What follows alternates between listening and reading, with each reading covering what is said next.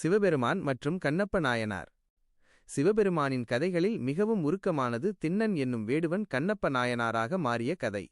வேடுவன் திண்ணன். காளஹஸ்தி மலையில் வேட்டையாடச் சென்ற திண்ணன் என்ற வேடுவன் அங்கு ஒரு சிவலிங்கத்தை கண்டான். அதை கண்ட மாத்திரத்திலேயே அவன் மனதில் ஈசன் மேல் அளவற்ற அன்பு பிறந்தது. அந்த லிங்கம் தனியாக காட்டில் இருப்பதை பார்த்து வருந்திய அவன் அதற்கு தினமும் பூஜை செய்ய முடிவு செய்தான். அன்பால் செய்த பூஜை. அவனுக்கு ஆகம விதிகள் தெரியாது. தன் வாயில் எடுத்து வந்த நதி நீரால் லிங்கத்திற்கு அபிஷேகம் செய்தான். தலையில் சூடி வந்த காட்டுப்பூக்களை சாற்றினான். தான் வேட்டையாடி வந்த மாமிசத்தை சுவைத்து பார்த்து எது ருசியாக இருக்கிறதோ அதை ஈசனுக்கு படைத்தான்.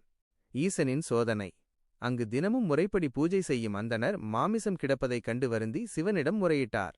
திண்ணனின் பக்தியை உலகுக்கு காட்ட சிவபெருமான் ஒரு திருவிளையாடல் புரிந்தார். ஒரு நாள் திண்ணன் வந்தபோது சிவலிங்கத்தின் ஒரு கண்ணிலிருந்து இரத்தம் வழிந்தது. பதறிப்போன திண்ணன் மூலிகைகளை போட்டு பார்த்தான். இரத்தம் நிற்கவில்லை.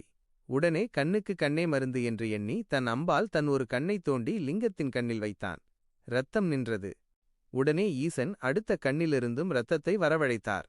திண்ணன் சற்றும் யோசிக்காமல் தன் மறு கண்ணையும் தோண்டத் துணிந்தான். கண்ணை தோண்டி எடுத்தால் லிங்கம் எங்கே இருக்கிறது என்று தெரியாது என்பதால் அடையாளத்திற்காக தன் காற்பெருவிரலை லிங்கத்தின் கண்ணில் வைத்துக்கொண்டு மற்றொரு கண்ணை தோண்ட முயன்றான். கண்ணப்பா நில்.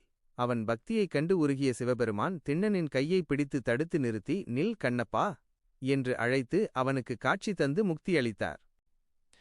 நீ